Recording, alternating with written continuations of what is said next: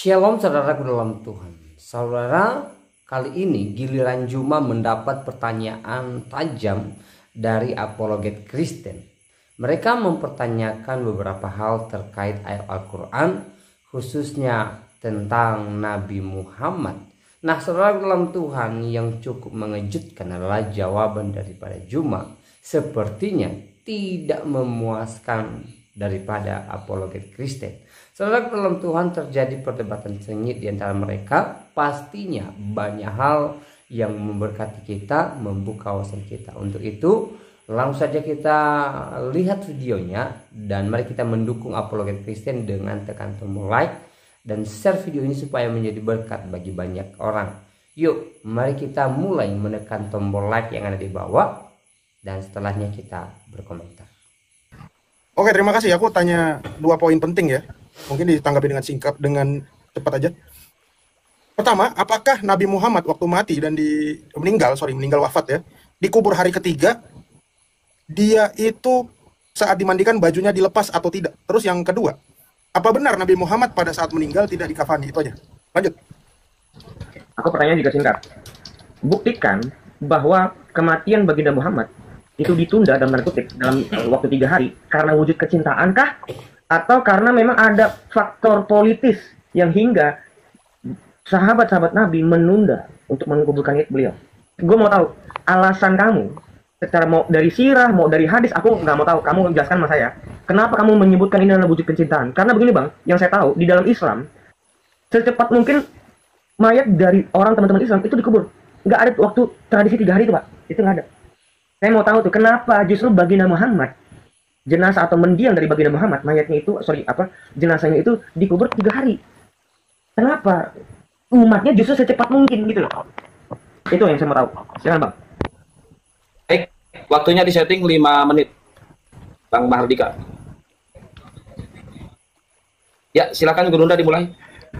Ya, baik. Bismillahirrahmanirrahim. Baginda Rasulullah Muhammad SAW, jasadnya itu tetap suci, tidak berubah dan tidak ditimpa kerusakan. Sebab dimakruhkannya kemudian mengakhirkan pengurusan jenazah itu dikarenakan adanya kekhawatiran terjadi perubahan pada si mayit. Tetapi ini tidak terjadi terhadap baginda Rasulullah Muhammad SAW.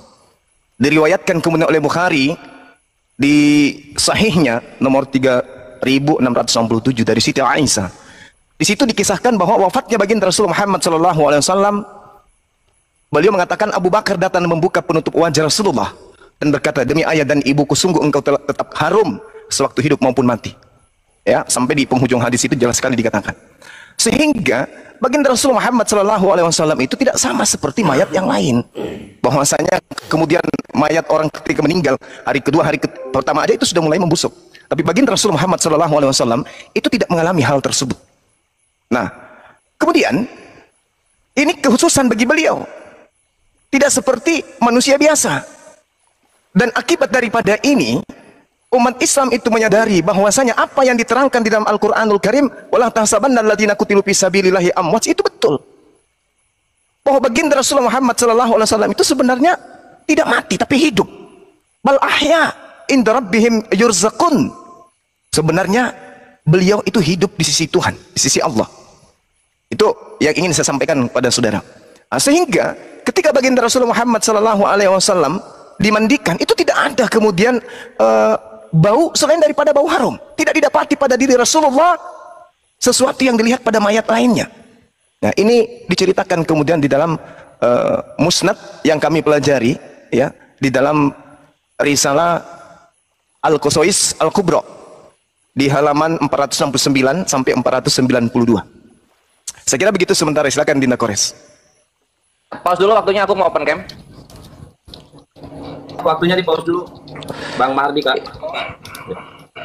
Lanjut Bang Kores. Ya, untuk jawaban kepada siapa namanya Edwin, Nabi Muhammad itu menggunakan kafan sebagaimana yang ada di dalam Sunan Tirmizi 917 dan juga satu selimut bergaris gitu. Nanti ini riwayatnya mutawatir ya, banyak. Ya, Waktunya silakan. dijalanin. Nah, di sini Nabi Shallallahu Alaihi Wasallam dikafani memakai 3 potong kain putih dari nyaman. Di dalamnya tidak ada baju yang dijahit ataupun penutup kepala. Ini dari Aisyah radhiyallahu anha. Gitu, gampang banget ngejawabnya. Ya. Lalu kemudian Aderion tadi udah dijawab sama Gurunda. Jadi di sini gua hanya ingin menegaskan. Gua nambahin gitu. Nah, perhatikan di sini, perhatikan perbedaannya matinya Yesus dengan wafatnya Nabi Muhammad Shallallahu Alaihi Wasallam. Nah, di sini ya. Dari Ayub, dari Ikrimah, ia berkata Rasulullah Shallallahu Alaihi Wasallam wafat pada hari Senin, namun jasad beliau belum juga dimakamkan pada hari itu, malamnya dan hari esoknya. Jadi 2 hari kemudian baru dimakamkan, sehingga dimakamkan pada malam Rabu. Mereka berkata Rasulullah Shallallahu Alaihi Wasallam belum wafat, hanya saja beliau naik ke langit dengan ruhnya sebagaimana Musa alaihissalam dinaikkan. Lalu Umar radhiyallahu anhu berdiri seraya berkata, sesungguhnya Rasulullah Shallallahu Alaihi Wasallam belum wafat, akan tetapi beliau dinaikkan bersama ruhnya sebagaimana Musa alaihissalam dinaikkan. Demi Allah Subhanahu Wa Taala, Rasulullah Shallallahu Alaihi Wasallam tidak meninggal sampai ia memotong-motong tangan-tangan serta lidah-lidah mereka. Umar radhiyallahu anhu terus berkata sampai berbusa kedua sudut mulutnya sebab ancaman dan perkataannya. Kemudian Abbas radhiyallahu anhu berdiri seraya berkata, sungguh Rasulullah Shallallahu Alaihi Wasallam telah meninggal dunia karena beliau adalah manusia biasa dan beliau berubah sebagaimana berubahnya manusia. Maka makamkanlah sahabat kalian. Nah, gitu Aderion. Jadi ini perbedaannya gitu. Ketika Nabi mati, insya Allah syahid. Beliau ini sangat tidak diterima kematiannya. Karena apa? Saking cintanya para sahabat Nabi kepada nabinya gitu. Ini Sunan Darimi 83 yang gua bawakan ya. Sedangkan kalau kita kembalikan kepada kawan-kawan Kristen, Yesus mati, muridnya melarikan diri. Jadi levelnya beda kawanku. Itu satu. Terus yang kedua, kami sepakat Yesus mati, tapi sejarah mengatakan Yesus tidak bangkit. Jadi kalian jangan bawa iman kalian ke dalam dialog ya. Yesus itu mati, dia nggak bangkit gitu. Jangan jualan kebangkitannya di sini. Thank you. Silakan di setting waktunya 2 menit untuk Muslim bertanya. 2 menit. Bang Mardika. Ya, silakan Bang Kores dimulai dulu. Ya, Guruna silakan. Silakan, Dek. Silakan. Oke. Kawan-kawan seperti yang kita ketahui ya, orang-orang yang selalu mengetuk rumah-rumah tetangga Islam lalu menawarkan, sudahkah kamu menerima Yesus sebagai juru selamat? Ternyata orang-orang ini belum ada satupun yang sudah di sorga. Jadi sudahilah kalian mengetok-ngetok rumah kami, lalu kemudian menawarkan Tuhan kalian, kalau belum ada satupun orang Kristen yang sudah ada di sorga. Dan mohon diganti di setiap obituari, bahwa belum ada itu orang yang sudah sampai di rumah Bapak di sorga. Please, ya. Edwin sudah mengakuinya, tidak ada satupun orang Kristen yang mati sudah ada di sorga. Thank you Edwin pengakuannya. Pertanyaan gua sekarang. Kenapa ketika sejarah penyaliban dan fakta penyaliban itu orang baru mati di hari ketiga, Yesus kok 3 jam sudah mati? Kenapa manja sekali Tuhan kalian? Disalib jam 12, jam 3 meninggal. Kores disalib nih. Hari Senin, meninggalnya Senin depan. Itu Kores. Yesus lu cuma 3 jam itu kenapa? Silahkan.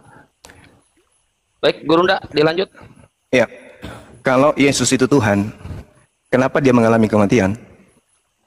Sedangkan di dalam 1 Timotius 6 nomor 16 sangat jelas dikatakan bahwasanya Tuhan itu tidak tersentuh oleh kematian.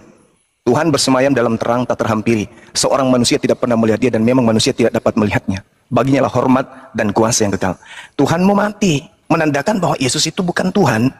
Nah, sekarang pertanyaan saya tentang kematian. Siapa yang mencabut nyawa Tuhanmu itu? Si Yesus itu, silakan.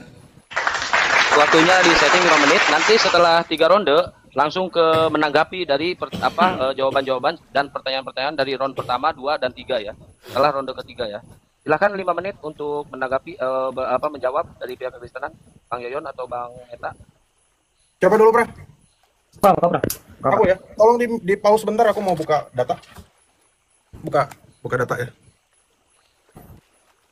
Saya membuka data atas pepesan kosong di luar sana yang mengatakan tidak ada bukti bahwa sejarah Waktu dijalanin. Yesus itu bangkit. Sebelum saya bukain dari bukunya ya. Flavius Josephus halaman 780 bahwa dikatakan di sini Yesus itu bangkit pada hari ketiga. Sementara penulisnya ini bukan orang Kristen, penulis sejarah, orang Yahudi. Nah, lihat ya. Jesus a wise man, ya. Pilate at the suggestion of principal men amongst us had condemned him to the cross. Jadi dihukum salib dan alive again the third day, bangkit kembali pada hari ketiga. Kita tidak butuh cocok logi dari hanya dari kitab suci, tapi sejarah juga mengakui ya. Terus Yang kedua, tadi pertanyaannya siapa yang mengambil? Tadi sudah dibilang, baca Yohanes 10 ayat 17. Yesus memberikan nyawanya untuk menerimanya kembali. Pertanyaannya diulang lagi, kenapa kok Tuhan mati? Memang Tuhan nggak bisa mati, makanya yang mati itu adalah kemanusiaannya. Dikatakan dalam 1 Petrus 3 ayat 19 sampai 20. Dikatakan dia yang dalam roh membebaskan roh-roh yang terpenjara di dunia orang mati. Itu bukti bahwa keilahiannya memang tidak bisa mati. Mau disalib, mau diapain, ya nggak bisa. Karena Tuhan, karena Allah memang bukan manusia. Tuhan itu yang ada di dalam kodrat Kristus, itulah kodrat kemanusiaannya, Bang Zuma. Simpe Alim. Masa mesti berulang-ulang kali kita bicarakan bahwa Tuhan dan Allah itu berbeda. Tuhan adalah kodrat kemanusiaan, Allah adalah kodrat sang halik yang ada dalam diri Yesus. Gitu. Jadi kalau ditanya apakah dia mati, dia nggak bisa mati dalam keilahiannya. Yang mati adalah kemanusiaannya. Gitu. Oke, silakan lanjut, Pradik. Ya, terkait tentang ini loh, tentang aku udah bilang sama kepada Bang Zuma, kalau Yesus itu Tuhan, kenapa Yesus mati? Ya, sementara di dalam 1 Timotius 6 ayat 16, dia itu tidak takut dengan maut, kan begitu kira-kira pertanyaannya. Nah, ini aku jawab nih, Bang. Kalau Yesus itu Tuhan, kenapa Yesus mati? Permasalahan itu terkait tentang kata Tuhan dan Allah ini yang Abang itu selalu salah paham. Di dalam forum apapun. Ketuhanan Yesus itu justru merujuk kepada kemanusiaannya. Yesus itu disebut Tuhan, Kyrios, itu merujuk pada kemanusiaannya. Makanya dia disebut dia yang dilahirkan. Yang dilahirkan Tuhan yang telah lahir. Bukan merujuk pada keilahiannya, karena Allah itu roh. Nggak pernah disebut Tuhan itu roh. Allah itu roh. Tapi kalau Tuhan itu, Bang, Tuhan itu merujuk pada gelar dia. Kenapa Yesus itu disebut Tuhan? Karena kepada dia telah diberikan segala kuasa baik di bumi maupun di surga. Nah, itu dalam porsi yang lain tuh. Nanti kita akan membahasnya, Bang. Nah, kedua, tentang 1 Timotius 6 ayat 16. Dalam keadaan manusia pun, Yesus nggak takut dengan maut. Justru dia mengalahkan maut. Dalam keadaan manusianya pun, Pak. Dia kan mati kan dalam keadaan manusia. Dalam keadaan manusia pun dia mati. Dia bukan takut dengan maut. Buktinya apa? 1 Korintus 15 ayat 55. Hai maut, di mana sengatmu? Buktinya apa? Yesus bangkit. Dan dipertegas dari fakta sejarah. Di dalam Flavius Josephus dinyatakan bahwa Yesus itu bangkit, Pak. Itu bukan fakta hanya iman, kepercayaan toh. Enggak. Itu fakta sejarahnya. Nah, fakta sejarah tentang penyerupaan Isa ini, siapa itulah? Si Jojon kah? Si Budi? Si Anto? Kan nggak ada yang tahu kalian. Ya, karena memang itu adalah fakta iman murni dong ya. Tapi siapa ini? Orang namanya siapa? Nggak ada yang tahu. Kalian debat itu. Kalian yang berdebat, bukan orang Islam, bukan Kristen. Minta maaf. Gue tarik omongan gue tentang dongeng. Tapi itu tidak terbukti terkait masalah sejarahnya. I'm so sorry, tentang kaitan itu. Kalian tidak pernah ada yang bisa membuktikan bahwa Anisa 157 itu adalah kebenaran material. No. Itu kebenaran formil. Itu saya orang hukum, saya tahu tentang formil dan material. Seperti itu kira-kira mungkin dari host. Silakan. Ya, tanggapi yang belum ada orang di surga. Bentar. 50 detik tadi, tolong di pause dulu di 50 detik. Pertanyaan Bang Juma, siapa yang menyangkut nyawa Yesus itu ya? Tadi udah jelas, tidak ada yang Udah dijawab. Baik. Terus yang 3 jam gua gimana? Yang 3 jam udah mati? Kok nggak dijawab? Baik, silakan. Di mana selama mungkin orang yang dieksekusi mati itu dipermalukan, Pak. Selama mungkin memang itu seperti itu. Kecuali ditembak. Kalau ditembak itu, Pak, kalau misalnya kita kan eksekusi mati, kita kan ditembak. Ditembak itu cuma 1 detik. Tapi justru penyalipan itu secara hukum, secara rasio hukumnya, Pak, memang dibuat selama mungkin orang-orang melihat. Ini loh penjahat kita, kira-kira begitu. Itu. Memang dibuat selama mungkin, memang begitu. Itulah penyalipan, disiksa, Pak, bukan dimatikan. Yesus itu disiksa. Yang mencabut nyawa Yesus siapa? Gak ada, Bang. Kok nanya lagi sih, Bang? Ya siapa? Apa jawabannya? Oke ya, gini. Bukan, Bang. Jawabannya apa? Malaikat, saya jawab. Malaikat pencabut nyawa itu cuma ada di teologi Islam. Cuma ada di teologi Islam. Bentar. Pakai soundcard begini. Enggak, bentar. Silakan Jangan gitu waktu loh. 2 menit untuk bertanya dari kekristenan. Di setting 2 menit. Ya. Teologi Islam. Kali menanggapi, bentar Bang Ade. Udah, ini peraturannya memang pakai sorak-sorakan gini ya. Enggak, kalau ini variasi aja Bang Metraton. Nanti Biar semangat. Sebentar. Kalau untuk sebentar. Kalau untuk tertawa, tidak kita bukan tertawa, nanti aja tertawanya pada saat seksi terakhir. Kalau untuk tepuk tangan paling ya, nanti kita bikin ya. Oke. Ya. Tadi Silakan 2 menit. pertanyaan dari Bang Zuma itu udah ditanggapi sebetulnya semua. Nanti kita ini lagi refresh lagi. Ya, Silakan. nanti Jawabannya nggak ada, tanggapan aja tapi jawaban. Bukan. Gini, Ada, Bang, gini, Bang Bang. Zuma, ada. Ada, Bang. Gini, Bang Juma. Dengar. Di dalam Islam itu ada malaikat pencabut nyawa. Kalau kita itu tidak Bang Ade, kita fokus ke ini aja nanti habis ronde ini. Iya, nanti ada sesi. Jawaban loh, Bang. Kamu jangan nanti ngomong nggak dijawab, begitu dijawab kamu motong. Iya, udah ada Sekarang jawabannya 2 tadi. menit untuk bertanya. Silakan. Silakan bertanya. Tidak, ya ini jawabannya nih, jangan ngomong besok-besok yang belum dijawab enggak. Tidak Lah, ada. memang Lu nggak usah ngejawab, lu nanya lu. Ini 2 menit lu nanya. Oh gitu. Oke, Ini kita udah. ke bagian sesi bertanya ya. Sesi Oke, bertanya silakan, silakan dari Pra. Kristen ke Silakan, Pra. Islam. Sesi Kau bertanya duluan aja, tanggapan. kau duluan. Nanti aku belakangan. Kau duluan pertama. Gak apa-apa. Aku belum siap, Pra. Coba kalau udah pernah pertanyaannya. Lu bawa topik, lu nggak punya pertanyaan gimana sih? Gak apa-apa kan Oke, memang ini kan tadi lu baru, Bang. Bang Rion memang Lu baru. dadakan Dadakan tadi. dulu, Bro. Dadakan. Maklum ya. Silakan. Silakan, Pra. Untuk sesi Ayo, Pra, silakan, Pra. tanggapan. Oke ya, tadi aku nanggapin bahwa tadi menarik ya, bahwa dikatakan meninggal, bahkan tadi ada yang katakan itu nggak meninggal, padahal Abu Bakar tuh udah mengatakan bahwa kalian semua yang menyembah Muhammad itu artinya berhentilah menyembah Muhammad. Itu ada di dalam hadis dan di dalam sirah. Saya buka sirahnya ya. Di dalam sirah ya dikatakan tadi nggak dijawab ya bahwa Muhammad itu ternyata tidak dibuka bajunya pada saat dimandikan, ya. Tidak dibuka bajunya pada saat dimandikan. Tadi nggak dijawab, padahal di dalam sirah terjawab. Nah pertanyaannya gini, kalau dia tadi katanya Zuma itu kuburannya jasadnya harum, lantas kenapa dia dikubur gitu? Kalau dia wangi ya dibiarin aja gitu. Kalau teman-teman pernah liburan ke Toraja itu mayat itu ditaruh di kamar gitu aja. Kenapa nggak ditaruh dibiarin gitu aja? Kenapa dikubur? Artinya kan bau gitu. Coba dikasih alasan yang tegas ya. Dan saya tadi membuka hadis yang dikasih sama Zuma itu di dalam Sahih Bukhari 3667 itu kok isinya malah jenggot Abu Jahal isinya. Ya. Perlu saya open cam nggak? Kok malah jenggot Abu Jahal? Boleh, Pra. Boleh dong, Nih, Pra. sebentar. Di pause dulu. Sebentar, pause. Ya. Tadi katanya Dulu, Bang. nih. Kan si Zuma bilang Bukhari 3667. Loh ini kok malah ceritanya siapa ini? Kamu cerita siapa? Abu Jahal. Kamu kasih data yang betul dong. Masa reputasinya udah internasional begini, ngasih data ngawur-ngawur gitu. Tadi saya catat, saya cek. Terus tadi buku yang kamu sebutkan itu sebentar. Kok juga nggak ada ya? Saya buka tadi buku yang kamu katakan itu Musnad Al-Qasas Al-Kubro halaman 492. Itu juga nggak ada isinya. Coba kamu tunjukin, ada nggak datanya tadi? Ya. Oke, pertanyaan saya mungkin itu aja. Terima kasih. Lanjut, Pak. Baik, waktunya sudah habis. Silakan. Iya, dong. Duluan. Waktunya udah habis, Bang Ade. Nanti aja. Oke, Waktunya udah habis. coba. Bang Juma atau Bang Kores yang duluan ngejawab? Silakan. Ya, silakan Dinda Kores.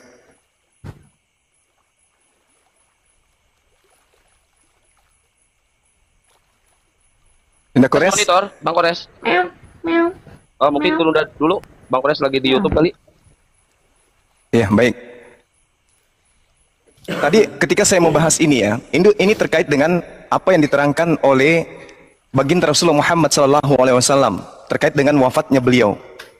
Ya, jadi terdapat sebuah kisah yang kemudian Rasulullah Muhammad SAW dinukilkan dalam Sirah An-Nabawi.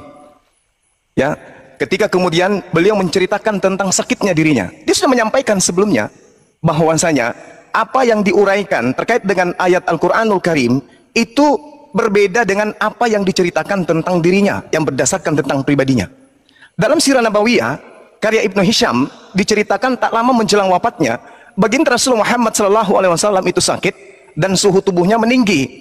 Lalu di sana kemudian dia menceritakan keadaan dirinya bahwasanya apapun yang terjadi itu jangan kemudian beliau ini dianggap sama seperti diperlakukannya Nabi Isa alaihissalam oleh kaumnya, oleh umatnya.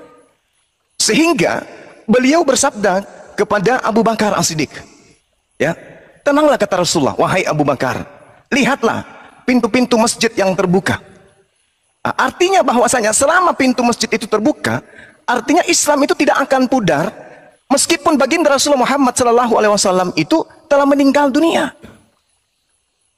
Maka reaksi kemudian Umar Abu Bakar saat wafatnya kemudian Rasulullah Muhammad SAW ini itu diceritakan di dalam Sirah Nabawiyah oleh Ibnu Hisham, Ibnu Ishaq. Ketika beliau menceritakan ada orang-orang munafik yang menganggap Rasulullah Muhammad SAW itu sudah wafat. Sebenarnya Rasul itu tidak wafat. Beliau itu tidak wafat, sama seperti Nabi Musa yang kemudian kaumnya menganggap bahwa Nabi Musa itu telah wafat. Padahal sesungguhnya dia itu terangkat sama seperti Nabi Muhammad SAW. Seperti itu, Bang. Jadi kalau saya tadi salah menyebutkan data, mungkin saya keliru ya, saya hilaf. Nanti coba saya akan mencarikan Anda hadis yang berkaitan dengan hal yang saya sebutkan tadi. Silakan Dinda Kores. Salah ya, Iya, saya hilaf menyebutkan data saya itu ya. Si Edwin Ya, bilang ya, nggak betul. dijawab. Lah tadi gua bawa Sunan Tirmizi 917 itu nggak dibahas sama lu. Nyimak lah, Be. Baik, di mute Ini dulu loh. Bang Metatron. Silakan Bang Kores, di mute dulu Bang Metatron. Nah, siap. Ini loh Sunan Tirmizi 917, my bre. Tuh. Oh ya, gua openkan dulu. Nabi Shallallahu Alaihi Wasallam dikafani memakai 3 potong kain putih dari Yaman. Di dalamnya tidak ada baju yang dijahit ataupun penutup kepala. Tuh, udah gua kasih. Oh nggak dijawab. Yang mana lu? Ngerokok enggak tapi tell me. Nah, apa ya? Jadi gue bahas apa lagi anjir? Oh iya. Ini aja deh. Yesus. Mana ini Yesus disalib? Enggak ini. Apa namanya? Yesus disalib cuma 3 jam itu mati itu. Mana itu jawabannya? Kalian membenarkan sama kayak orang Kristen yang mati belum ada di sorga? Membenarkan juga. Nah, lagi-lagi kan pengajaran dari Kores ini tidak pernah diajarkan di gereja. Taunya dari Kores gitu kan, mengenai apa yang ada. Akhirnya apa kalian? Sakit hati jadinya, kan gitu. Selamat datang di kebenaran. Host izin, Gitu. izinin. Enggak, pertanyaannya Bang Kores coba dipertegas. Di mute dulu, waktunya di mute dulu, waktunya di mute dulu. Iya, di tolong. mute dulu, Bang. Di mute dulu, biar ditambahin nanti. Enggak apa-apa ditambahin. Ya udah itu pause ya waktunya. Iya, di pause aja, Bang. Jadi gini, nanti gimana, nanti lu Bang? jawab di sini ya. Adik-adik lu Oke. jawab di sini. Gue seneng dijawab nih malah. Oke. Penyaliban itu, penyaliban itu kita pakai fakta medis ya, fakta medis. Nah, di sini bisa lihat lo di NCBI. NCBI ini dilindungi oleh Undang-Undang Hukum Amerika Serikat. Makanya dia government historical evidence untuk penyaliban. Kalau korban disalib kepalanya di atas, itu bisa menghabiskan beberapa hari, bukan beberapa jam, bre. Di atas kayu salib sebelum, jangan dijalanin, ini si Aderion nanya. Sebelum mereka mati. Teknik yang digunakan orang-orang Roma untuk memperlama kematian adalah mematahkan kaki yang ada di bawah lutut dengan instrumen tumpul, maksudnya benda tumpul, alat tumpul gitu. Nah, ini Yesus lu disalib jam berapa? Ada yang ngomong jam 9, ada yang ngomong jam 12. Matinya jam 3 sepakat gitu. Sehari belum nyampe udah mati. Dosa apa yang ditebus kalau cuma disalib 3 jam tuh dosa apa? Kayak gitu. Kalau mau kita perparah lagi ini kasusnya, Maibre. Yesus lu disalib, matinya di kayu salib, bangkitnya di goa. Apa? Mau sulap? Iya, mau main sulap di sini. Lu kalau mati di kayu salib, bangkit dari kayu salib gitu loh. Jangan ada pertunjukan sulap di sini. Aku nggak ngerti. Gitu. Sulap tuh gimana, Bang? Aku nggak ngerti nih, gimana tuh maksudnya? Sulap tuh gimana? Yesus bangkitnya di kayu salib atau di goa? Mungkin itu nanti di TikTokan aja. Lu kok di gua? 20 menit. Lu gimana sih? Maksudnya gimana? Oh ya udah, ini gua lanjut lagi ya. Ini waktu gua. Nggak, Udah. Ah. Kita Bentar, Ini bentar kan ya. pertanyaan-pertanyaan nggak penting Lanjut gitu dulu, loh. Bang Rion. Nanti Loh. kita ada sesi lagi, Bang Rion. Lu kalau maksudnya gini ya Derion, kalau memang Tuhan lu Iya, Tuhan, nanti kalau kita memang lanjut Allah lu lagi, adalah Bang. Yesus itu 3 bulan di kayu salib, jangan 3 Kores, jam. dilanjut dulu nanti. Nah, parameter itu lu dapat dari mana, Bang? Bang Kores, Parameter udah itu Bang dari Kores, mana? kita lanjut dulu. Karena Tuhan itu Parameter tidak payah, dari Bre. mana? Enggak, bukan. Gue pengen tahu Udah, Bang, parameter lu kita apa itu. lanjut. Gua nih, Bang, Sabar gua Derion, ini waktu gua. Lu Iya. malah jadi emosi. Sabar Kan ya. ini, Bang. Ini kan lagi di stop, Bang. Ini kan nggak ada waktu. Tenang aja. Calm down. Ini kan nggak ada waktu. Iya ya gini ya udah kalau mau Oke, kita kalau lu mau lanjut lanjut ya. Iya. Nanti Lu ini di balik-balik sesi dulu, Bang. TikTokan aja ya. Siap, Ini Gimana sih mau? waktunya. Silakan Bang Kores. Ya udah, oke kita lanjut ya. Jadi semua pertanyaan-pertanyaan mudah dari siapa namanya itu Edwin Huta Barat sudah dijawab oleh hadis yang dibawakan Gurunda dan juga hadis yang gua bawakan gitu ya. Yang gua mau tanggapi sekarang soal Flavius Josephus. Apa tuh? Apalagi ini motong-motong mulu tiap gua ngomong. Waktu gua lihat itu berkurang. Ini salah. Woi. Waktu di pause, waktu di pause.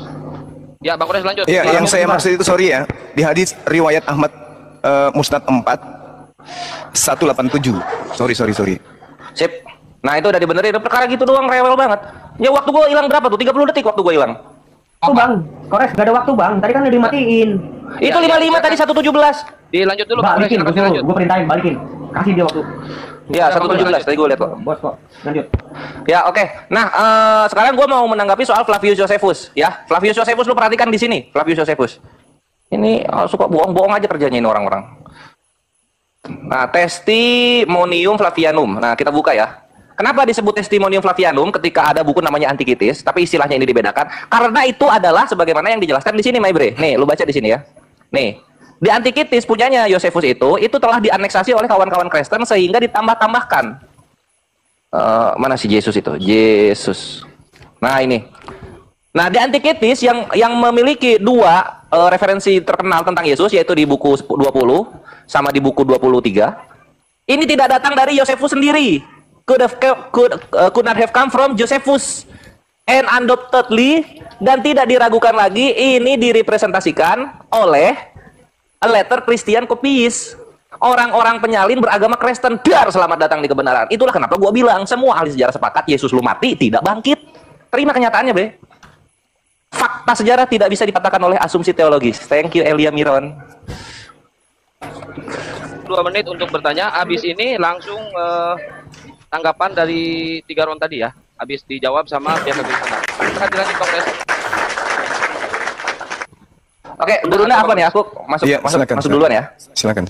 Ya, jadi gini ya kawan-kawan, fakta medis itu semua fakta. Lu cari di dunia digital ya. Orang disalib itu pasti pertamanya disiksa dulu, dicambuk, disuruh gotong kayu salibnya sendiri gitu kan. Lalu kemudian disalibkan. Dengan segala kesiksaan tersebut, fakta sejarah menyatakan disalib itu 3 hari minimal lu baru mati. 3 hari. Kenapa? Karena yang dipaku bukan pala lu, tapi tangan sama kaki gitu. Ini Yesus lu yang lu anak Allah yang maha tinggi kan, gitu ya. Yesus lu yang lu firman Allah kan. 3 jam disalib udah meninggal. Dosa manusia yang mana yang bisa ditebus kalau 3 jam disalib cuma udah meninggal? Itu satu. Yang kedua ini yang mesti lu counter ya kawanku.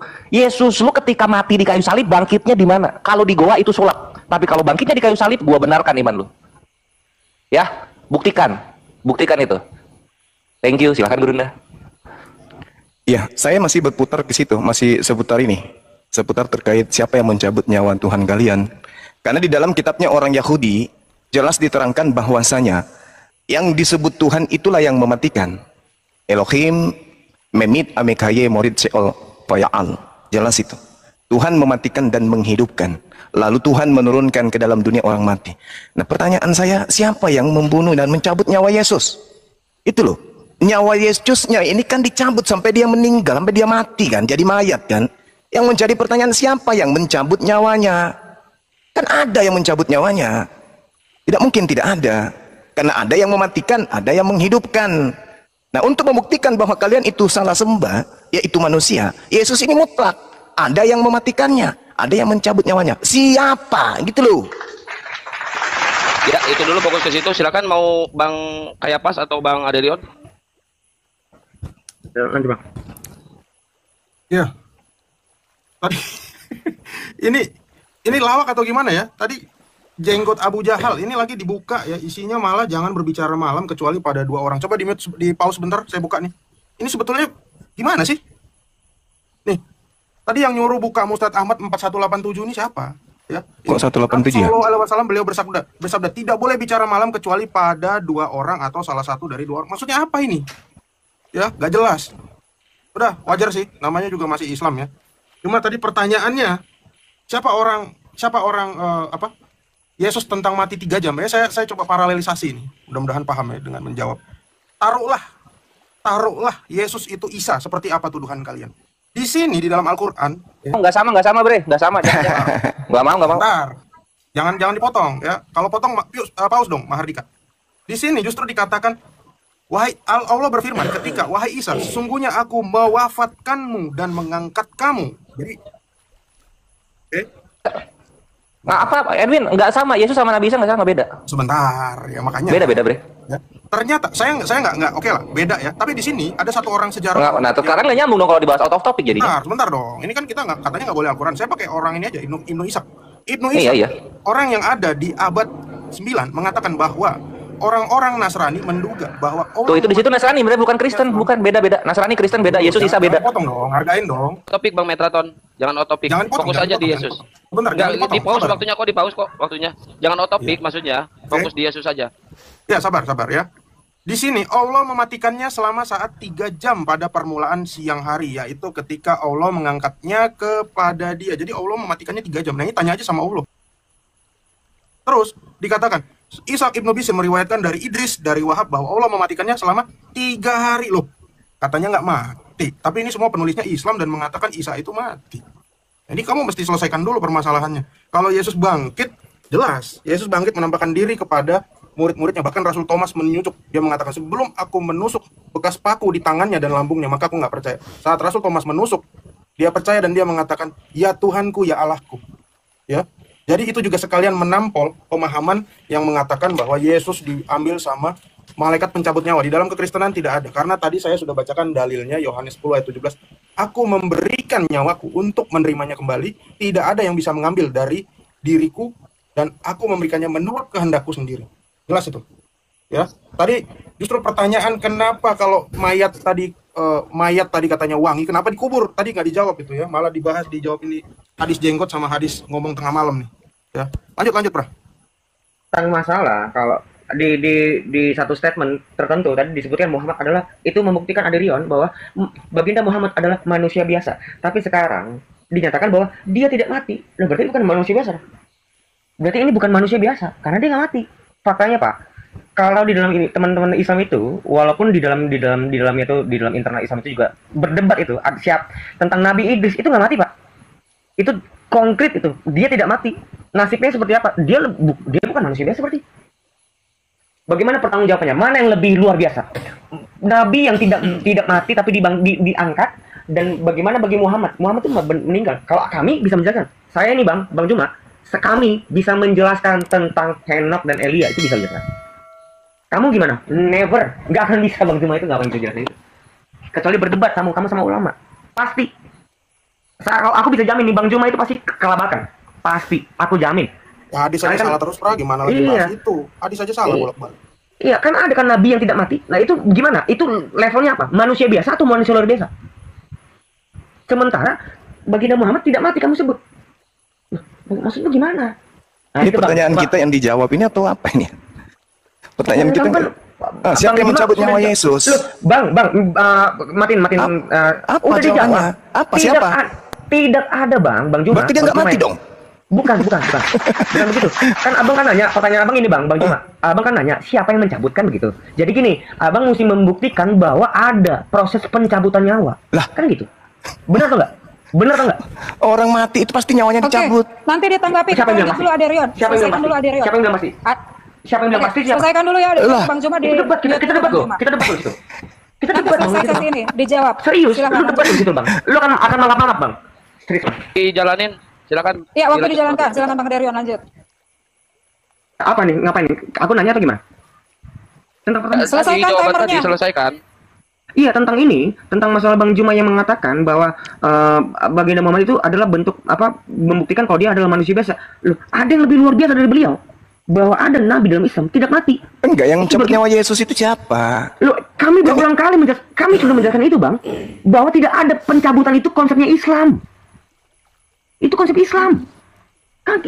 Kami sudah menjawab itu, Bang. Gimana sih, Bang? Sudah Bang Juma sudah di-mute. Bang Aderion lanjut dulu. Kan sudah dijawab oleh kami, oleh rekanku kan, disebut tidak ada konsep pencabutan nyawa, itu tidak ada, Pak. Nah, kecuali kamu bisa membuktikan bahwa nyawa itu dicabut. Di mana? Nah, di mana itu? Kalau ada, kamu kasih ayat itu, baru kamu timpakan kepada kami. Ini siapa dia yang mencabut? Nah, baru fine. Mencabut itu kan itu konsep Islam, Pak. Bukan konsep Kristen, Bang Juma. Itu bukan konsep Kristen. Nggak ada mencabut nyawa. Konsep mencabut nyawa itu nggak ada. Berulang kali kami jelaskan itu. Nah, silakan. Lanjut, Bang Juma. Sekarang sesi tanggapan dari round 1 sampai 3 ya. Waktunya berapa menit? Per narasumber 5 menit atau gimana jadi 20 menit? 5 menit. Sini aku mau open cam. Baik, dari Kristen dulu, silakan dimulai. Tanggapan dari gua dulu lah. Oh, dari Muslim dulu. Kan tadi baru Kristen. Iya. Ya. Dari Muslim dulu. Ya, Afwan ya, Guruna aku duluan ya. Menanggapi ya, Bang Oleh, 10 menit waktu. Iya. Oke. Ya, jadi ini Ibnu Katsir dibawakan oleh Metatron gitu. Dalam rangka menghindar dan mengelak dari pertanyaan Kores, kenapa Tuhan dan juru selamatnya orang Kristen 3 jam di atas kayu salib mati, kan gitu. Akhirnya dia pun mencari remis. Nabi Isa dan Yesus sama, gitu dia. Nih, tafsir surah Ali Imran ayat 55-58. Soal mematikan 3 hari dan 3 jam itu bukan dari Allah, kawanku. Itu dari Ali ibnu Abu Tolhah. Itu satu. Yang kedua Muhammad ibnu Ishaq. Tapi disimpulkan oleh Imam Matar Al-Warraq mengatakan yang dimaksud ialah sesungguhnya aku akan mewafatkan kamu dari dunia, tetapi bukan wafat dalam arti kata mati. Hal yang sama dikatakan oleh Ibnu Jarir bahwa yuwafihi artinya mengangkatnya. Kebanyakan ulama mengatakan bahwa yang dimaksud dengan wafat dalam ayat ini ialah tidur seperti pengertian yang terkandung di dalam firman-Nya Al-An'am ayat 60. Selamat datang di kebenaran. Jangan lu takiat Korintus motong-motong dalil di dalam Islam gitu ya. Jadi sekarang gini aja deh, gua akan bertanya kepada kawan Kristen yang menyamakan Yesus dan Nabi Isa, kenapa lu mengimani tafsir Ibnu Katsir ya? Dan juga tolong dijawab, kenapa Tuhannya? Di-mute dulu, sebentar di-mute. Bang Kores jangan bertanya dulu, nanti ada sesi TikTokan 40 menit ini menanggapi dari round 1 sampai 3 tadi, Bang Kores. Oh ya udah, kita tanggapi ya round 1 dari sampai 3 ya. Udah ya. Jadi gua nggak akan pakai kata kenapa. Inilah yang menjadikan gua itu ngapain orang masuk Kristen ya? Tuhannya aja nggak kuat disalib. 3 jam aja udah mati dia. Ngapain lu masuk Kristen? Kan gitu. Tuhannya aja lebih lemah dari kalian, wahai segolongan manusia. Kores aja bisa berani menjamin. Gua itu lebih dari 3 hari kalau disalib gitu. Apalagi dipaku cuma di tangan sama di kaki doang ya. Elah, gitu doang. Oh tapi kan Yesus ditombak, di Yohanes 19 kan Yesus ditombak. Jangan bawa-bawa tombak ya, jangan bawa-bawa tombak. Itu Yesus ditombak, posisinya Yesus udah mati. Jadi tombak tidak menyelamatkanmu. Yesus ditombak, posisinya udah mati, kan gitu. Itulah yang gue tanya, ngapain gitu? 3 jam doang udah meninggal terus dituhankan gitu. Nah itu yang nggak dijawab oleh Aderion. Aderion malah menguatkan gua. Lalu kemudian ini nanti berhubungan sama yang Gurunda bawakan, yaitu mengenai bahwa Yesus itu matinya diracun gitu. Yesus matinya diracun, di mana datanya? Aman, datanya gampang. Nah, kita buka di christianity.com, wes bahasa Inggris gitu. Kenapa? Karena orang Kristen Indonesia tukang bohong. Pakai Korintus mulu kerjaannya. Christianity.com dikatakan di sini, gall in the Bible, ya, gall in the Bible. Jadi, there they offer Jesus wine to drink mixed with gall, but after tasting it, he refused to drink it. Nah, itu di Matthew 27 nomor 34 ya. Nah, ini kata gall ini nanti diterjemahkannya empedu dia. Kan aneh ya, empedu gitu kan. Padahal ini racun, Bre. Nggak percaya. Nah, di sini. Kita lihat di mana dia? Nah, di sini. In various instances, gall describes hemlock. Apa itu hemlock? A poisonous herb. Nah, nggak bisa bahasa Inggris. Oke, gue terjemahkan. Cut. Ini gue copy dulu. Nah, gue kita Kristen translate ya. Hah? Ya itu dia. Gue juga bingung. Bahasa Inggris lemah. Islam yang paling bagus. Lanjut, Bang. Gue ngerti dulu. Dilanjut dulu, Bang. Kenapa Roh Kudus itu tidak mengaruniakan kalian berbahasa banyak bahasa gitu? Gua bingungnya di situ. Lanjut, Bang. Nah, di sini ya. Mana tadi itu? In various instances tuh mana? Susah banget gua mau nerjemahin ini doang juga. Gua copy ini. Mau nerjemahin buat teman-teman kamu kali. Kalau gua ngerti. Berbagai contoh empedu di sini nih. Gal yang disebut empedu ini menggambarkan hemlock. Apa itu hemlock? Ramuan beracun. Dar, selamat datang di kebenaran. Yesus lu diracun. Matius 27 nomor 34. Gitu, Bre. Jadi ini berkaitan sama Gurunda, dan inilah jawaban yang benar ketika ditanya kenapa Yesus 3 jam doang udah mati di kayu salib gitu. Bangkitnya di goa dia. Padahal goa dalam 2 Petrus 2 nomor 4 itu tempatnya setan-setan gitu. Ini yang bangkitin Yesus setan atau Tuhan sebenarnya. Gitu ya. Nah, jadi apa lagi sih? Adil pot ini waktu siapa sih? Nanti ditanggapinya ada waktunya 10 menit buat kekristenan. Dilanjut dulu, Bang Kores. Iya gitu, Matius 27:34 ya, gal itu diracun itu. Kenapa itu cuma 3 jam? Itu Gurunda yang bisa aku sampaikan. Silakan Gurunda dilanjutkan. Silakan Gurunda. Dibuka mute-nya Gurunda. Ya, terkait dengan pertanyaan saya, yang kemudian saudara mencoba untuk melarikan kemana-mana kan. Ini masalah kematiannya Yesus kan. Kematian Yesus, bahwa dia adalah manusia 100% mengalami kematian. Yang menjadi pertanyaan itu adalah, siapa yang mencabut nyawanya sampai dia menjadi mayat? Kan itu yang dipermasalahkan. Itu yang dipermasalahkan, bukan? Makanya di dalam Ibrani 5 nomor 7, dalam hidupnya sebagai manusia, dia telah mempersembahkan doa dan permohonan dengan ratap tangis dan keluhan kepada Dia yang sanggup menyelamatkannya dari maut, dan karena kesalehannya dia telah didengarkan. Artinya, Yesus itu berdoa supaya dia tidak mati, supaya tidak mengalami maut. Faktanya Yesus mengalami maut. Dia itu mayat. Maria kemudian pagi-pagi mencari, pagi minggu itu dia ke makamnya, dia tidak menemukan mayatnya. Coba, artinya terlepasnya ruh Yesus dari jasad, itulah kematian. Nah sekarang yang menjadi pertanyaan, siapa yang mencabut rohnya? Kalau saudara mengatakan tidak ada yang mencabut rohnya, faktanya dia berdoa agar dia diselamatkan dari maut. Artinya diselamatkan dari kematian. Kalau diselamatkan dari kematian, berarti ada kondisi yang Yesus akan alami, dicabutnya roh dari dirinya sendiri. Itu fakta kan di dalam kitab saudara. Bagaimana kemudian Yesus ini mati, minum kemudian racun, lalu dikatakan telah selesai, maka matilah dia. Mati dia. Mati. Nah pertanyaannya, siapa yang mencabut nyawanya? Yang mengeluarkan ruh Yesus dari tubuh kemanusiaan Yesus itu siapa? Sementara kan terjadi penyaliban. Adanya manusia anak Maria yang digantung di atas tiang. Itu untuk apa dia digantung? Ya untuk dimatikan. Supaya dia itu menjadi mayat. Maka pertanyaannya, siapa yang mencabut roh Yesus? Jangan katakan tidak ada yang mencabut rohnya. Kenapa? Karena ada hakikat yang mematikan. Di dalam 1 Samuel 2 nomor 6, Ulangan 32-39 yang saya bacakan tadi, bahwasanya pencipta alam semesta itu mematikan dan menghidupkan. Lalu Yesus ini dihidupkan dan dimatikan. Dia mati di dalam agama kalian. Tujuan dia mati, nebus dosa-dosa kalian. Apakah pertanyaannya kemudian, siapa yang mencabut? Tuhan kau itu punya roh, Tuhan kamu itu punya nyawa. Kalau Anda tadi membaca di mana itu? Di Yohanes 10:17. Bapa mengasihi aku, oleh karena aku memberi nyawaku. Sebenarnya terjemahannya itu bukan nyawa di situ. Diriku. diriku yang dimaksud di situ, atau dirinya sendiri. Ya, kata psukece. Artinya bahwa ketika Anda mengatakan bahwa nyawa dalam bahasa Yunani itu apa? Nyawa dalam bahasanya itu zoe. Nah sekarang permasalahannya, kalau Anda mengatakan bahwa tidak ada yang bisa mencabut nyawanya kecuali dia sendiri dan menerimanya kembali, faktanya dia mati kan? Iya kan? Sampai di dalam Lukas 24. Betul Bang, betul.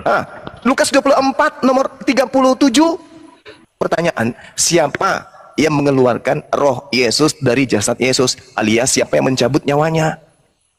Coba. Silakan Dinda Kore, silakan. Bang Jumat.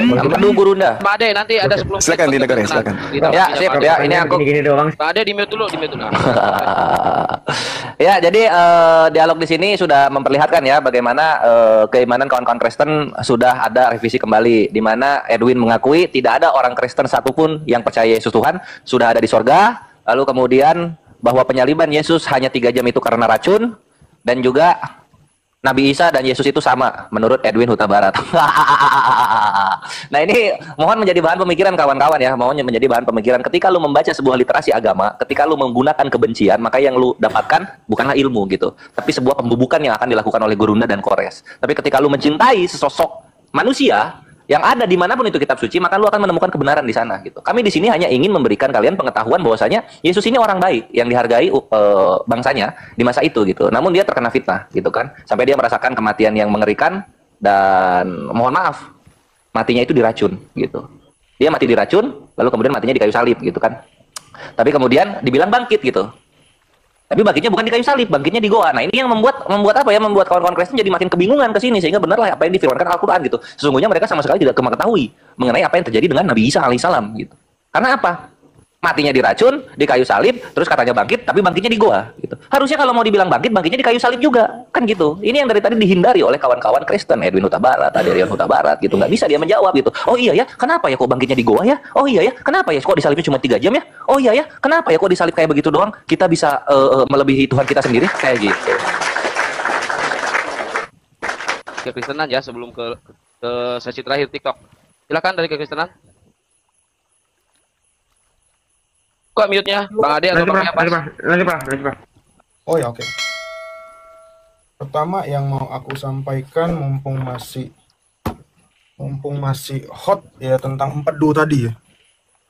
Memang kata empedu itu hanya muncul di dalam Septuaginta ya, Mazmur 68 ayat 22. Septuaginta ya. Ini. Apa artinya ini? Solos. Ini artinya adalah, kalau kita buka, ini adalah empedu. Jadi jangan di framing lagi. Pindahin dulu. Ini ya. Nah. Kok nggak bisa scroll? Nah ini. Ya. Gal. Atau gallbladder. Emang itu artinya sama. Empedu. Kalau Anda baca Masoret ya nggak nyambung. Mana tadi cocok logi doang. Nah terus jangan framing. Saya tidak pernah mengatakan orang Kristen itu belum masuk surga terus titik. Orang Kristen semua di Firdaus. Muhammad enggak ya, karena memang enggak ada dalilnya. Kalau main dalil-dalilan, Muhammad itu masuk ke neraka. Dalilnya mana? Surat 19 ayat 71. Tidak seorang pun dari antara kalian yang tidak mendatangi neraka itu, karena itu adalah suatu ketetapan bagi kalian. Jadi orang Kristen yang enggak masuk neraka. Orang di Firdaus kok tadi, jangan dipelintir ya ini ya. Terus apa lagi tadi? Oh ya, dia bilang Ibnu Katsir tadi itu Nasrani sama Kristen. Saya justru paralelisasi ya. Karena poin saya di sini, saya mau menjelaskan kematian Baginda setelah apa yang saya analisa. Kejadiannya ya, saya buka data DI. Oke. Ternyata pada tanggal 24 Zulhijjah tahun 10 Hijriah ada orang Nasrani Najran. Ya katakanlah ya, Nasrani ini bukan Kristen seperti kata si Calvin Jasirah. Hijjah tahun 10 Hijriah ada orang Nasrani Najran. Ya katakanlah ya, Nasrani ini bukan Kristen seperti kata si Calvin Jasirah yang sering minta uang internet sama saya. Nasrani Najran. Nabi Muhammad melakukan mubahalah kepada orang Nasrani Najran tadi yang katanya menurut Ibnu Katsir, Ibnu Ishaq dan segala macam tetek bengeknya itu mati 3 jam 3 hari, ada yang bilang cuma selama 7 jam ya. Mereka melakukan mubahalah pada tanggal 24 Zulhijjah. Oke? 24 Zulhijjah kita kunci dulu. Nah, kita lihat dulu apa kata Ibnu Hajar Al-Asqalani tentang mubahalah ya. Mubahalah. Nah, ini dia. Oke.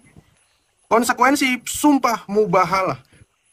Menurut Ibnu Hajar al-Asqalani dalam kisahnya, menurut hadis Sahih Bukhari atau bukunya yang namanya Fathul Bari, orang pihak yang bermubahalah dan ternyata dialah yang salah, maka tak akan melewati masa hidupnya dari setahun terhitung dari pelaksanaan mubahalah. Pelaksanaan mubahalah tadi tanggal berapa teman-teman? 24 Zulhijjah tahun 10 Hijriah.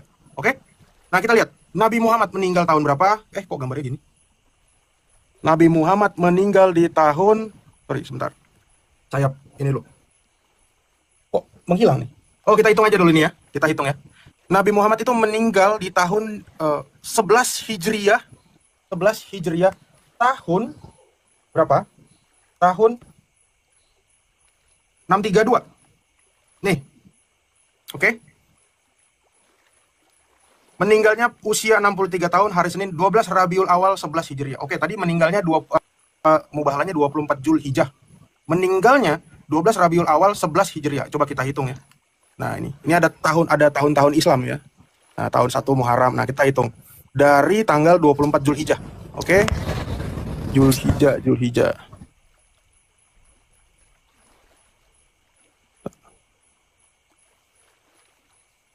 Bentar. Tanggal 24 Zulhijjah hingga tanggal 12 Rabiul Awal itu berapa bulan? Coba kores hitung.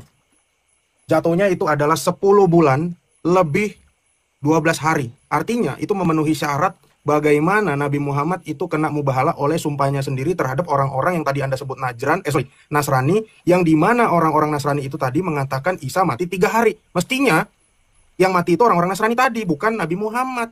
Dan lucunya Nabi Muhammad tadi Anda bilang itu dikafani. Nah, ini saya buka lagi datanya. Buka data di dalam Sirah Nabawiyah.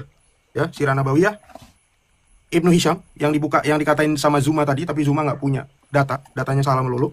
Ternyata Nabi Muhammad di sini dikatakan pertama, mereka memandikan Rasulullah Shallallahu Alaihi Wasallam tanpa melepas pakaian beliau, menyiramkan air ke atas pakaian beliau dan menggosok beliau dengan menggosok pakaian beliau. Jadi saat dimandikan bajunya nggak dilepas, coy.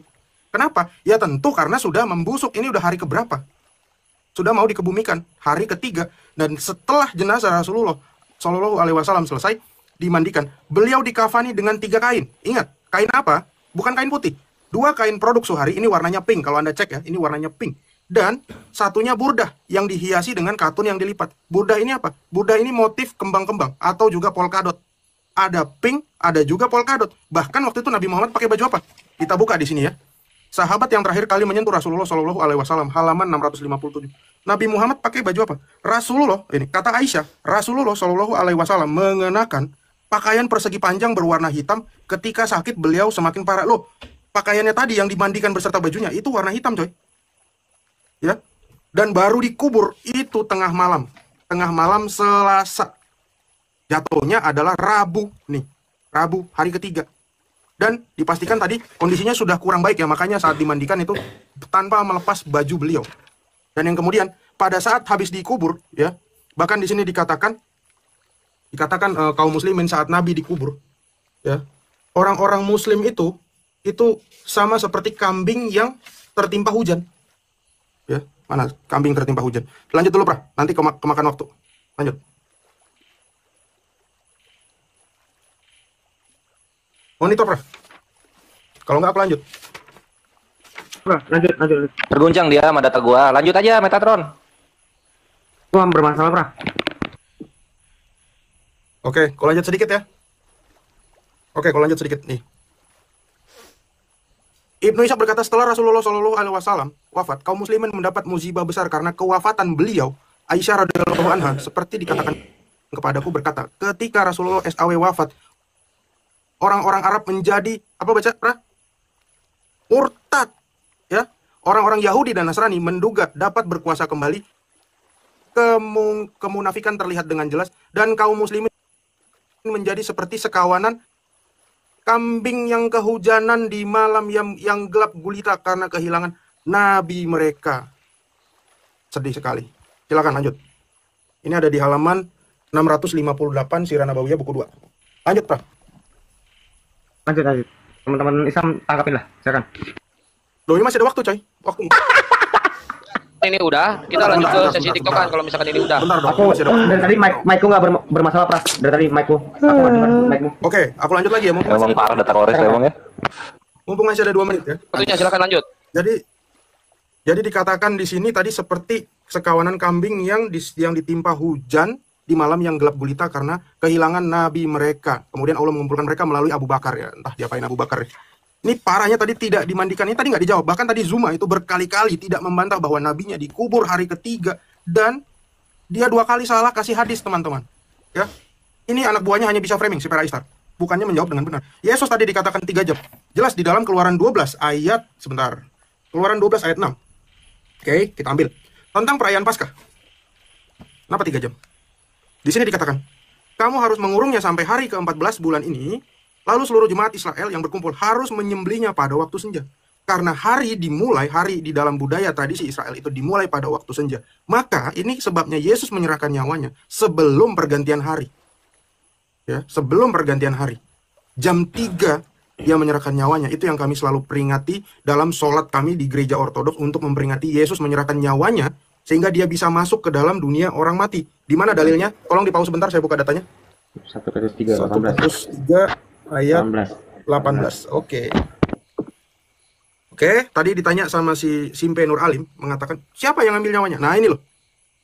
Karena firman itu adalah roh, dikatakan, dan di dalam roh itu juga ia pergi memberitakan Injil kepada roh-roh yang di dalam penjara. Makanya saya bilang, keilahian Yesus tidak akan bisa mati. Yang mati itu adalah kemanusiaannya. Ya, apakah rohnya itu berbeda dengan kemanusiaannya? Ya, dalam firman dan manusia jelas berbeda karena Yesus datang mengambil rupa sebagai seorang manusia. Inilah yang kalian nggak punya, makanya kalian tidak akan bisa diselamatkan kalau tidak percaya dengan Ya, baik, waktunya sudah habis. Sebelum ke tema terakhir TikTokan selama 40 menit, disetting dulu waktunya 40 menit.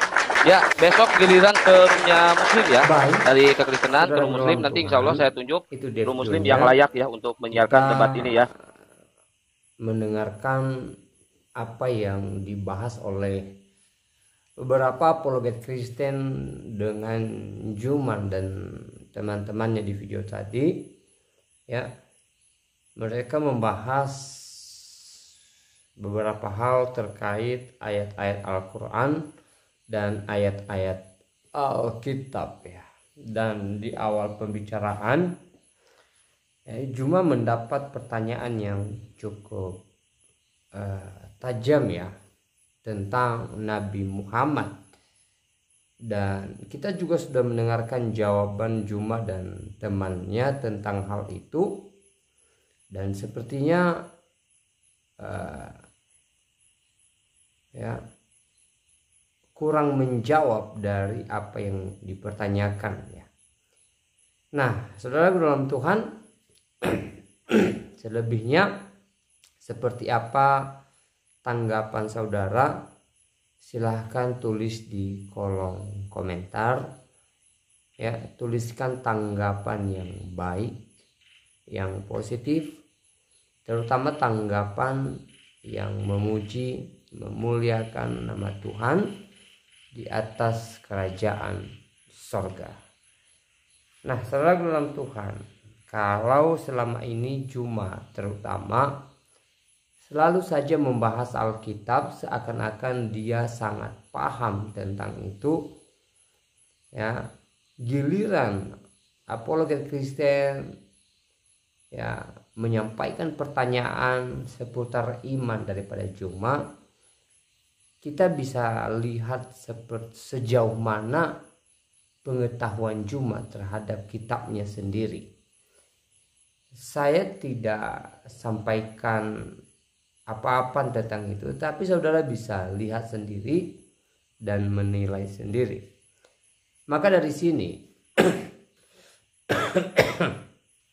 hal yang perlu kita sampaikan ke Juma ya, alangkah lebih baiknya kalau mulai saat ini Juma tidak membahas kitabnya Kristen, yaitu Alkitab. Ya, karena bagaimanapun Juma tidak punya pengetahuan yang cukup untuk membahas Alkitab. bahkan sedikit pun Juma tidak memiliki pengetahuan tentang Alkitab. Terbukti bagi kita, setiap kali dia membahas Alkitab, setiap kali dia membicarakan isi-isi daripada Alkitab, selalu saja bertolak belakang dengan apa yang dipesankan oleh Alkitab itu sendiri. Itu yang perlu kita pahami.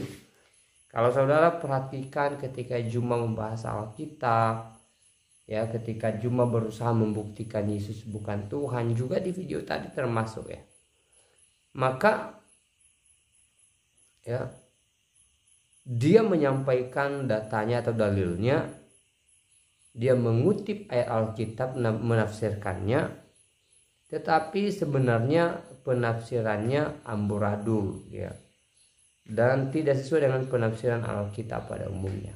Jadi sekali lagi, alangkah lebih baiknya kalau kemudian Juma tidak membahas Alkitab ya. Lebih baik dia fokus dengan kitabnya dia, memperdalam ilmu agamanya dia ya. Dan kalau dia mau bicara ya, lebih bagus dia membicarakan agamanya dia, membicarakan isi daripada kitabnya dia. Saya rasa itu lebih memberkati pendengarnya ya, daripada dia ya kemudian memaksakan diri membahas Alkitab tetapi tidak mengerti tentang Alkitab. Ya, itu sangat ya tidak baik sekali ya. Nah, seperti apa tanggapan saudara setelah menonton video tadi? Silahkan tulis di kolom komentar. Tuliskan tanggapan atau komentar yang baik, yang positif, terutama tanggapan atau komentar yang memberkati kita semua, terutama yang memuliakan Tuhan di atas kerajaan surga ya. Nah, saudara dalam Tuhan, selama ini ya Juma berusaha membuktikan Yesus bukan Tuhan ketika dia membahas Alkitab. Itu hal utama ya. Yang lain itu bagi saya itu nomor sekian ya, atau hal lain. Tetapi yang terutama adalah Juma berusaha membuktikan kalau Yesus bukan Tuhan, Yesus hanya manusia biasa ya. Dia berkali-kali membuktikan hal itu dengan mengutip ayat Alkitab dan menafsirkannya. Tetapi luar biasanya ya, sampai hari ini dia tidak berhasil membuktikan Yesus bukan Tuhan. Dia tidak berhasil membuktikan bahwa Yesus hanya seorang nabi, hanya seorang manusia biasa. Karena bagaimanapun Alkitab mencatat dengan jelas bahwa Yesus adalah Sang Firman yang telah datang ke dunia ini. Alkitab mengatakan bahwa pada mulanya adalah Firman, Firman bersama-sama dengan Allah, dan Firman itu adalah Allah, dan Firman itulah yang telah datang di tengah-tengah manusia ya, untuk melakukan tugas pelayanan penebusan melalui kayu salib, mati di atas kayu salib, di hari yang ketiga bangkit dari antara orang mati, dan setelahnya naik ke surga. Dengan terperinci Alkitab menjelaskan bagaimana Yesus menunjukkan diri sebagai yang ilahi dari surga. Bahkan berkali-kali Yesus sendiri menyatakan diri sebagai Tuhan. Di dalam Injil Yohanes pasal 13 ayat 13, Yesus mengatakan bahwa dia adalah Tuhan dan Guru. Dan di kitab Injil lain ya, di pasal di ayat yang lain juga Yesus menunjukkan dirinya adalah yang datang dari surga ya, dan Yesus adalah pemilik surga ya, derajat Yesus sama dengan Bapa ya, dan lain sebagainya. Bahkan Yesus juga memberikan jaminan keselamatan bagi orang percaya kepadanya. Ini hal yang luar biasa ya. Kalau kita mempelajari ya kisah-kisah para nabi di Perjanjian Lama misalnya, Tidak ada seorang pun hamba-hamba Tuhan atau tokoh Alkitab yang pernah mengucapkan apa yang diucapkan oleh Yesus. Terutama ketika Yesus mengatakan dia pemilik sorga, ya, dia dan Bapa adalah satu. Orang yang percaya kepadanya tidak binasa, beroleh hidup yang kekal. Yesus membawa mereka ke tempat di mana Yesus berada. Artinya Yesus menjamin sorga. Bahkan Yesus menebus dosa orang berdosa di atas kayu salib yang disalib bersama-sama dengan dia. Dan berbagai hal keajaiban-keajaiban yang dilakukan oleh Yesus yang belum pernah dilakukan oleh tokoh Alkitab sebelumnya dan sesudahnya. Dan apa yang dia sampaikan tidak pernah disampaikan oleh tokoh Alkitab sebelumnya dan juga sesudahnya, ya. Jadi dari sini kita bisa paham bahwa Yesus sungguh anak Allah yang hidup. Dia adalah Allah yang datang ke dunia ini. Nah, saudara dalam Tuhan, sekali lagi apa tanggapan saudara atau komentar saudara, silahkan tulis di kolom komentar. Ya, tuliskan komentar yang baik, yang memberkati kita, yang membuka wawasan kita. Dan juga jangan lupa tekan tombol like, tombol subscribe, ya, tekan tombol loncengnya. Dan yang terpenting adalah share atau bagikan video ini supaya menjadi berkat bagi banyak orang. Dan kiranya Tuhan Yesus memberkati kita sekalian. Shalom.